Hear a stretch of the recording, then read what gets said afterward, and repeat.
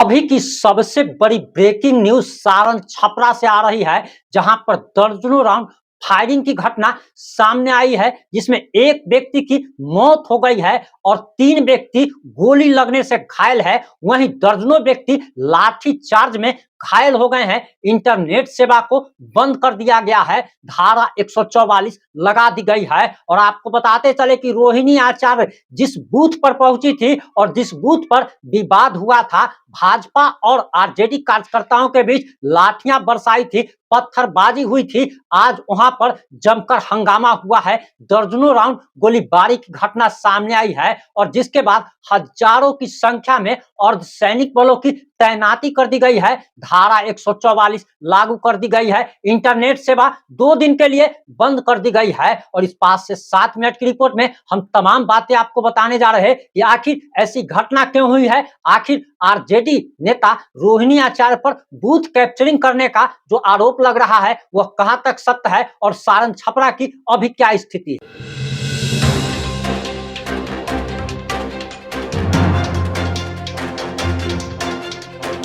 नमस्कार, मैं प्रिंस कुमार सिंह और आप देख रहे हैं पॉजिटिव इंडिया। अभी की सबसे बड़ी ब्रेकिंग न्यूज बिहार के सारण छपरा लोकसभा क्षेत्र से आ रही है। आपको बताते चले कि वहां पर कल ही मतदान हुआ है और मतदान के दौरान ही रोहिणी आचार्य और बीजेपी कार्यकर्ताओं के बीच में जमकर पत्थरबाजी हुई थी, लाठियां बरसी थी, जिसमें दर्जनों लोग घायल बताए जा रहे थे। और अभी की जो ब्रेकिंग न्यूज आ रही है उसके अनुसार बताया जा रहा कि दर्जनों राउंड आज सुबह सुबह फायरिंग हुई है, जिसमें एक व्यक्ति की गोली लगने से घटनास्थल पर ही मौत हो गई। वहीं 3 लोग घायल बताए जा रहे हैं, यानी कि 3 लोगों को गोली लगी है और उनका इलाज सदर अस्पताल में चल रहा है। वहीं आपको जानकारी देते चले कि रोहिणी आचार्य पर बूथ कैप्चरिंग का आरोप लगा है और जो रिपोर्ट्स के मुताबिक जो जानकारी आ रही है उसके मुताबिक बताया जा रहा कि हजारों की संख्या में अर्धसैनिक बलों की तैनाती कर दी गई है। और आप तस्वीरों के माध्यम से देख पा रहे होंगे कर दिए गए हैं। वहीं सारण एसपी का भी बयान सामने आ गया है। लेकिन हम सबसे पहले रिपोर्ट्स के अनुसार जो जानकारी आ रही है वो आपको बताने जा रहे हैं, उसके बाद हम आपको रोहिणी आचार्य पर बूथ कैप्चरिंग का जो आरोप लग रहा है, जंगल राज फैलाने का जो आरोप लग रहा है उसके बारे में भी बताएंगे, आपको बताएंगे। लेकिन आपको बताते चले कि सारण छपरा हमेशा से ऐसे दंगा के लिए चर्चा में रहता है। आज से 3 से 4 महीने पहले भी छपरा में राजपूत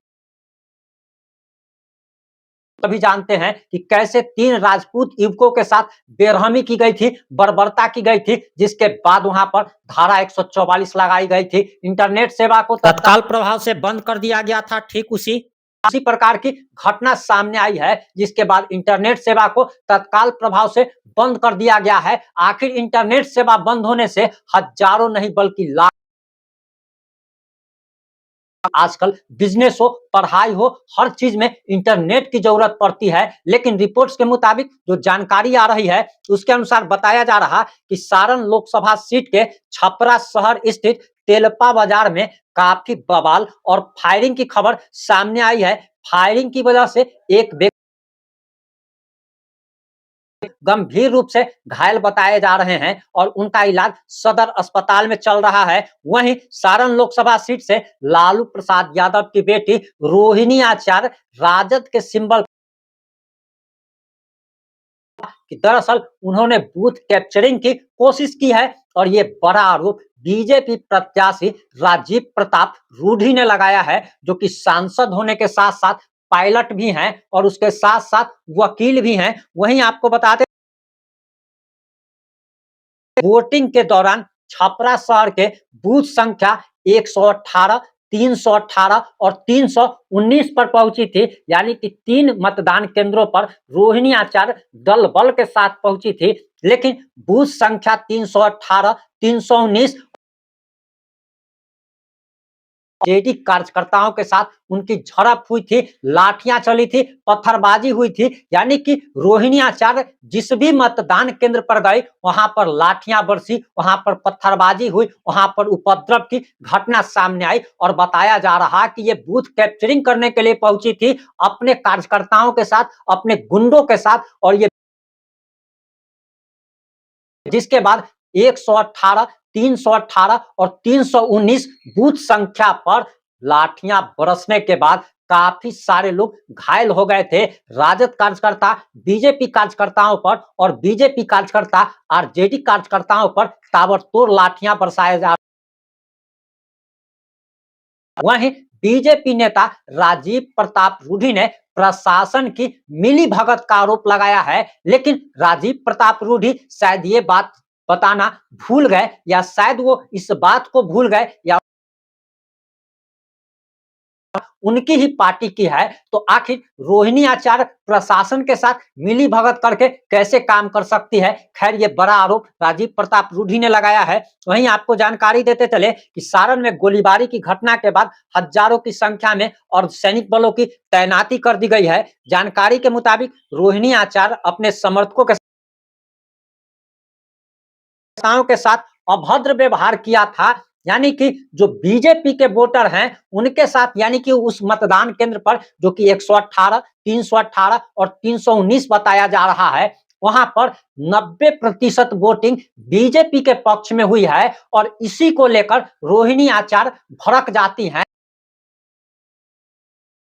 आई जनता के साथ ही अभद्रता करने लगती है, बूथ कैप्चरिंग का भी आरोप लग रहा है और जिसके बाद उनका विरोध होने लगता है। वहां के लोग कार्यकर्ता लोकल लोगों पर, जनता पर लाठियां बरसाने लगते हैं, जिसके बाद पोलिंग बूथ पर तैनात बीजेपी के कार्यकर्ता सामने आते हैं और फिर दोनों तरफ से लाठियां बरसती है और गोलीबारी की घटना सामने आई है। दर्जनों राउंड गोलीबारी की घटना सामने आई है।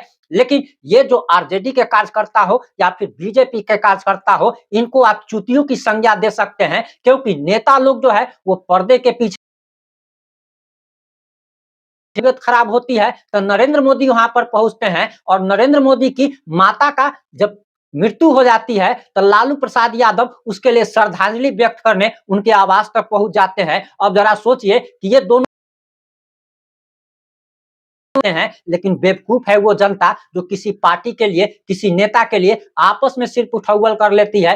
रोहिणी आचार्य का आज कुछ नहीं बिगड़ा। राजीव प्रताप कि दो दर्जनों लोग जो घायल हैं और जो जिस व्यक्ति की आज इस गोलीबारी में मौत हो गई है और 3 लोग जिंदगी और मौत की जंग लड़ रहे हैं। जरा उनके परिवार के बारे में सोचिए कि कौन सा नेता उनके परिवार का भरण पोषण करने, नेता के लिए, किसी भी पार्टी के लिए आपस में सिर्फ फुटौल कर लेते हैं। वहीं आपको बताते चले कि स्थिति बिगड़ती देखकर सारण एसपी ने इंटरनेट सेवा को 2 दिनों के लिए तत्काल प्रभाव से बंद कर दिया गया है। वहीं धारा 144 भी लागू कर बलों की तैनाती कर दी गई है। वहीं आपको बताते चले कि न्यूज चैनल आज तक के मुताबिक एक प्रत्यक्षदर्शी ने बताया कि दोनों तरफ से काफी संख्या में कल रोहिणी और डंडे लेकर इकट्ठा होते हैं और दोनों कार्यकर्ताओं के बीच जमकर मारपीट होती है और आज जो है वो घटना बृहत रूप लेती है, जिसके बाद भयानक रूप लेने के बाद दर्जनों राउंड सारण एसपी का भी इस पर बयान आ गया है और सारण एसपी ने कहा है कि घटना पर कड़ी नजर रखी जा रही है।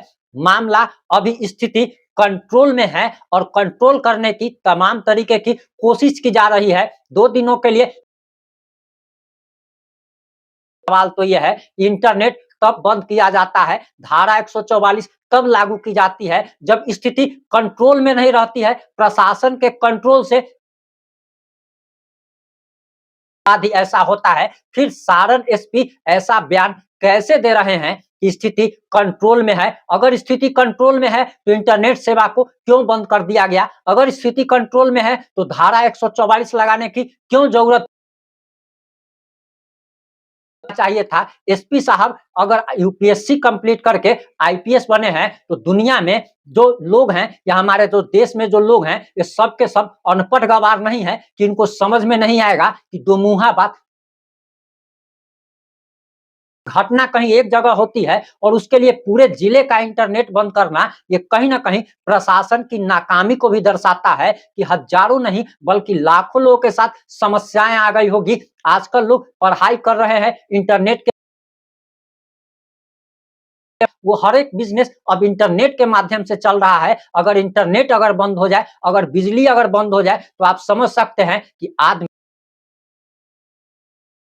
काम धंधा चौपट हो जाता है। आखिर लाखों लोगों के पेट के साथ खिलवाड़ करने वाले सरकार से भी ये सवाल पूछना बहुत जरूरी है कि आखिर स्थिति कंट्रोल में क्यों नहीं है। अभी आदर्श आचार संहिता लागू है, जबकि प्रशासन के पास फुल पावर है, इसके बावजूद ऐसी घटना का होना है कहीं ना कहीं शर्मनाक बात है। इस मामले पर हमारी नजर बनी हुई है और जैसे ही कुछ नया अपडेट आएगा हम आप लोगों तक जरूर पहुंचाएंगे।